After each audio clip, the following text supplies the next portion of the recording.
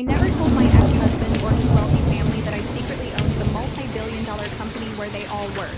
To them, I was just the poor pregnant burden they had to tolerate. The ice hit my stomach first. That's the detail nobody talks about when they describe shock. It's not the cold, it's the impact. The weight of the water landing on 7 months of pregnancy, on a body that is already doing the most extraordinary and exhausting thing it has ever done, on a baby who had been quiet all evening and was suddenly, violently, not quiet anymore. She kicked hard, the way she kicked when she was startled. My daughter had never felt ice water before. She felt it that night because Diane Calloway had landed. I could see the planning in her smile before she even picked up the bucket. That specific, satisfied smile of someone who has rehearsed the moment and is watching it arrive on schedule. The bucket was in the corner of the dining room. It had been there all evening. I had noticed it and not understood what it was for, which tells you something about the limits of preparation when you're dealing with someone who operates below the floor of what you've imagined people will actually do. The shock was so complete I couldn't breathe. The room went silent. Then Diane laughed. Oops. She tilted her head. The word was so light, so finished. At least you finally got a shower, sweetheart. Brendan laughed.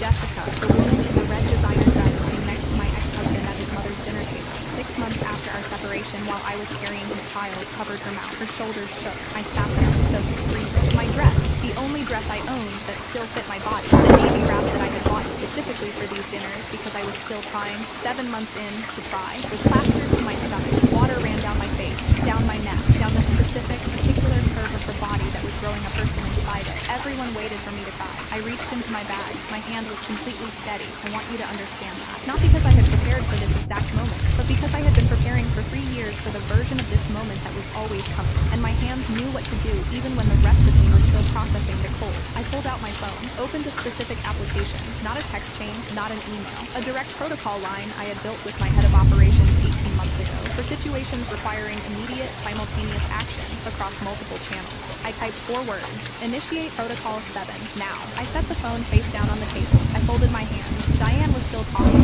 Something about towels, something about being dramatic. The words reached me from a distance, like sound through water. I waited. My name is Mia Hargrove Calloway, though in approximately 14 business days, it would revert to simply Mia Hargrove, which was the name on the founding documents of Sterling Meridian Group, and the name I've been using professionally since before Brendan Calloway and I ever met. I'm 36 years old. I have a degree in economics from the University of Chicago, and a background in private equity that I began building at 22, when I took a position as the youngest analyst at a mid-sized investment firm in Chicago, and discovered within approximately 3 months that I was considerably better at this than most of the people around me were comfortable acknowledging. I founded Sterling Meridian Group at 27, a holding company, the kind of structure that owns things without advertising the fact of its ownership, which was, from the beginning, a deliberate architectural choice. Sterling Meridian held positions in 7 companies across 3 sectors. The largest of those positions, and the one most relevant to this story, was a majority stake in Calloway Integrated Partners, the firm that Brendan's family had built, that his mother Diane had worked in for 11 years, that his sister worked in, that Jessica worked in, that 3 other people at that dinner table drew their salaries from.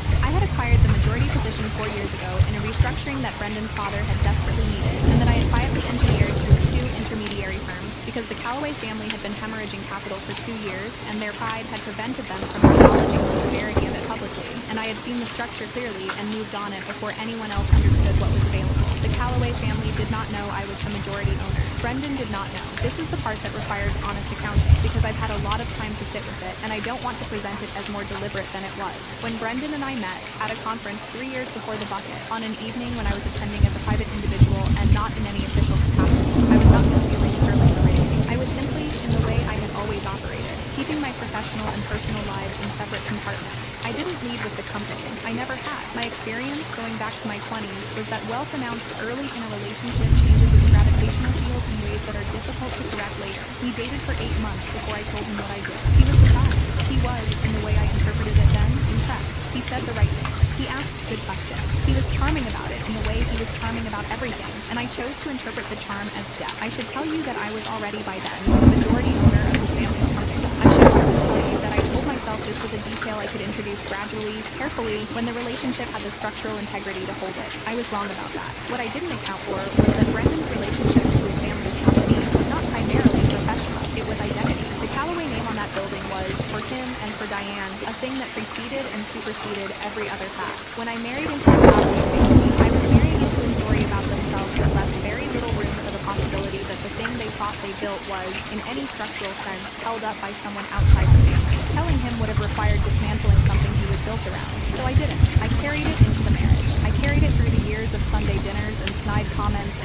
particular talent for making me feel like a guest who had overstayed. I carried it through the separation, through the pregnancy, through every dinner where I was seated at the far end of the table, close enough to ignore, far enough to humiliate. I was patient. I was very patient. And then there was the bucket. I need to tell you about the dinners before I tell you about the end, because the end requires the context of years to mean what it means. Diane Calloway threw dinner parties the way some people fight, with precision, with preparation, with a clear objective that everyone could feel but nobody named out loud. Crystal glasses that probably cost more than my first car. Catered food presented as home cooking, which fooled nobody but maintained the performance. A guest list assembled for maximum audience effect. And me. I was at every dinner for 3 years because I was Brendan's wife, and then for 6 months after the separation because I was 7 months pregnant with his child, and family dinners were in the co-parenting agreement we hadn't yet finalized. And I had made a choice I stand behind even now, to be present, to not disappear, to not hand Diane the narrative victory of my absence. It cost me. Every dinner had its specific humiliation. Some were small. Diane commenting on my appearance with the particular timing of someone who knows that comments land differently in public, in front of people who are all watching to see how you'll absorb them.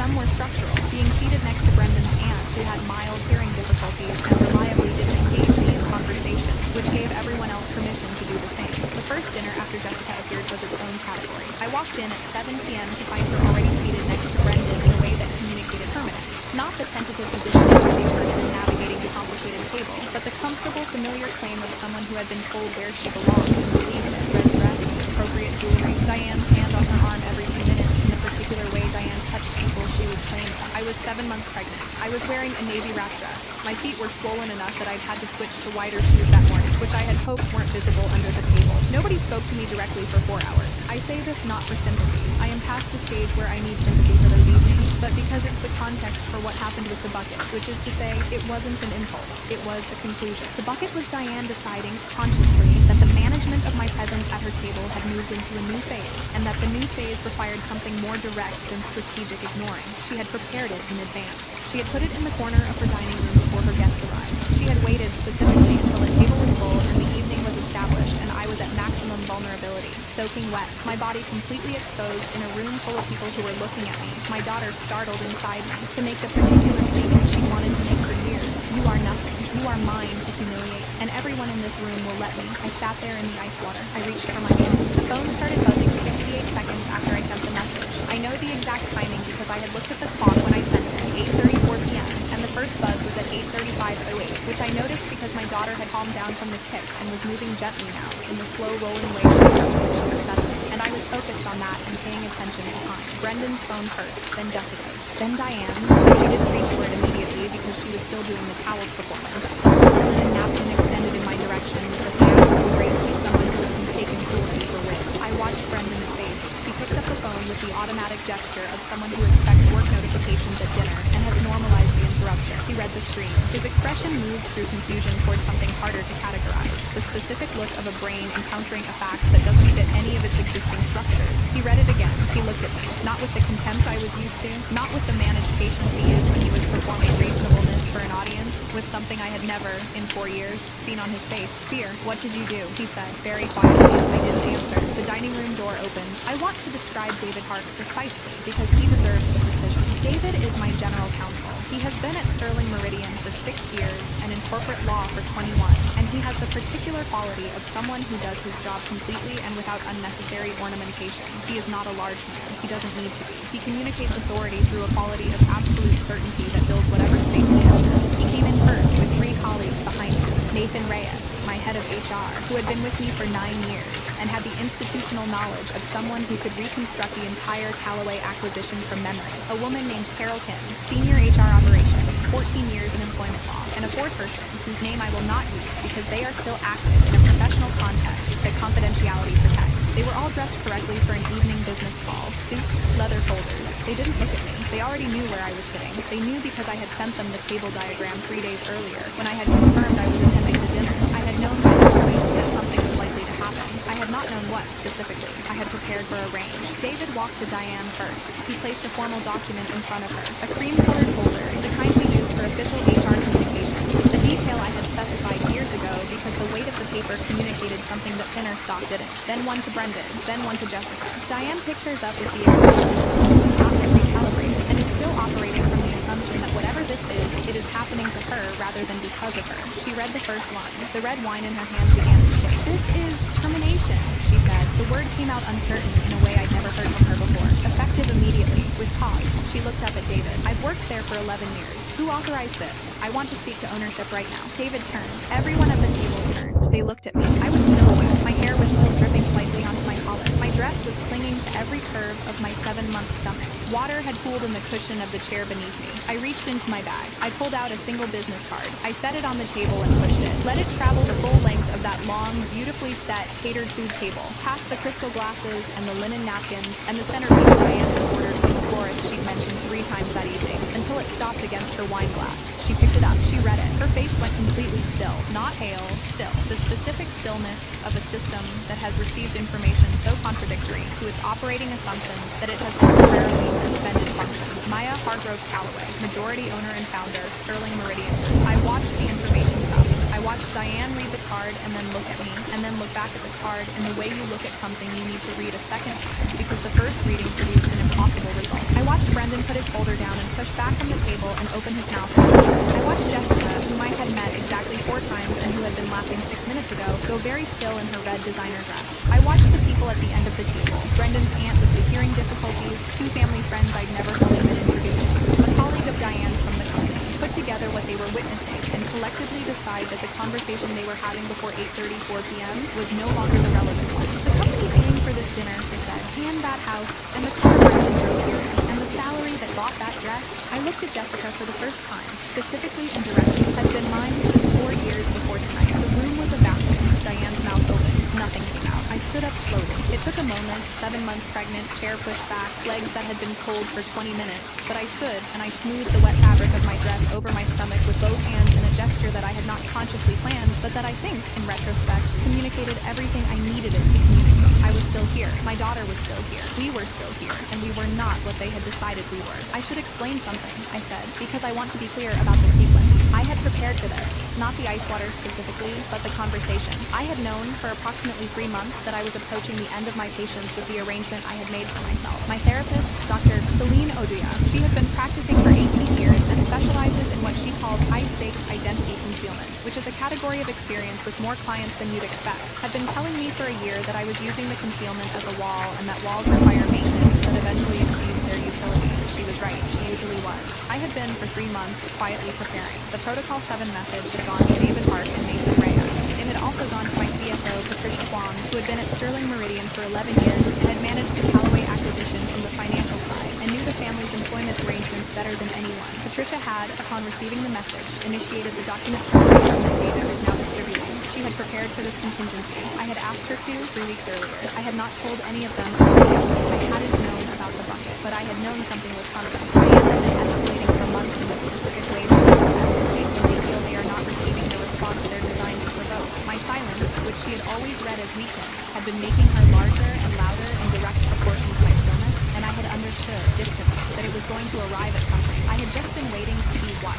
Callaway Integrated Partners, I said, looking at Diane, was acquired by Sterling Meridian Group 4 years ago through a restructuring that your late husband requested and that I authorized through 2 intermediary holding companies, because he asked me not to make the distress of the acquisition public. I paused. I respected that request. I respected it for 4 years. I have been a silent majority shareholder while you treated me, at your dinner table, in front of your guests, while I was carrying a child, as someone without value, without dignity, without the basic consideration you'd extend to a stranger. Diane's hand was flat on the table. The card was in the other hand. She hadn't put it down. Your employment at Callaway Integrated Partners is terminated, effective immediately, for cause. I looked at David, who nodded once. The cause will be documented. I would recommend retaining an attorney. I looked at Brendan. Yours also, for a separate set of reasons that Nathan will explain. Brendan's chair scraped back. Mia, wait, just listen to me for a second. I'm going to stop you, I said. Not harshly. I want to be precise about the register. I said it the way you say something when you've made a decision and the decision is done, and the conversation around the edges of it is no longer relevant.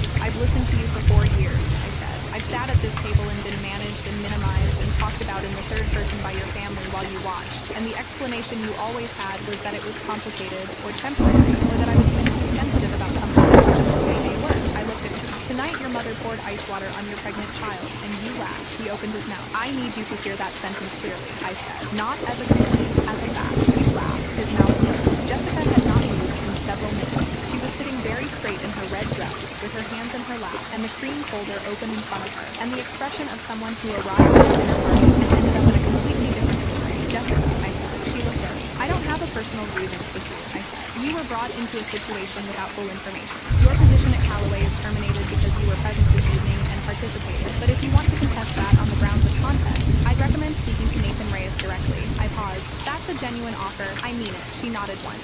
She didn't speak. I've had a lot of time to think about what I should have done differently, and I want to tell you honestly what I've concluded. Not the acquisition, not the concealment of my ownership. That was a professional decision made for legitimate reasons and maintained for reasons that were complicated but not dishonest. Not even the waiting necessarily. I am a patient person by nature and by training, and I believe patience is usually better than urgency. What I should have done differently was tell Brendan earlier, not because he deserved the information as a husband, though he did, and I've made peace with that failure, but because keeping it created a dependency that I couldn't fully understand from inside it. He spent 4 years in a marriage to a woman he thought needed him in ways that he found, I believe, genuinely reassuring. He made decisions, including the decision to let his mother manage me the way she managed everything in her orbit, from a position of assumed authority that had no real structural basis. If he had known the truth, he might have been different. He might have been worse. I'll never know. What I know is that my daughter will know from the beginning. I've already decided that. She will know exactly who her mother is, and she will never be in a room with someone managing her silence because they've calculated that her dependence makes her manageable. I stood in Diane's dining room in my wet dress, and I looked at the people I had spent 4 years accommodating, and I felt, clearly and without drama, the specific sensation of being done. Not angry. Done. There's a difference. Anger still wants something from the other person. Done just walks out. I picked up my bag. You have until Friday to clear your desks, I said. All 3 of you. I looked at Diane one last time.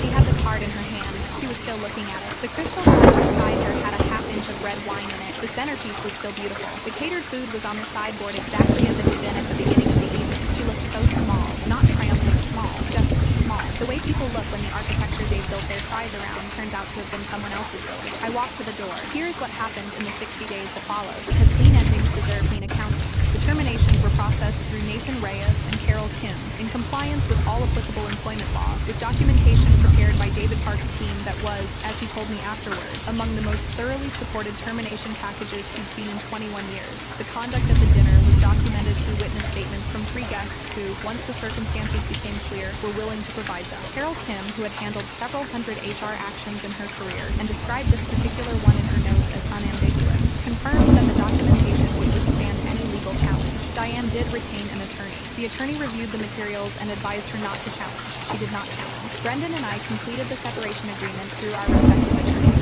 Mine was Yolanda Ferris, 19 years in family law, the same woman who would later become something of a recurring character in complicated financial divorces. The agreement was finalized in 31 days. It was fair. I made sure it was fair for the reasons that matter, because my daughter will grow up knowing both parents, and the terms of their relationship with each other shape the terms of their relationship with her. He apologized in one of the 3 substantive conversations we had before the finalization, not for the dinner specifically. He tried to apologize for the dinner, and I told him that particular apology needed to be longer and less convenient than anything he could offer that week. He apologized for what he called the overall situation, which I accepted in the limited sense that it was honest. He is trying to be a good father. I'll give him that. He arrives on time, and he asks good questions, and he looks at our daughter, who was born healthy, on a Tuesday morning in October, 7 pounds 4 ounces, with my nose and her own very specific opinion about sleeping schedules, with an expression that I recognize as gender.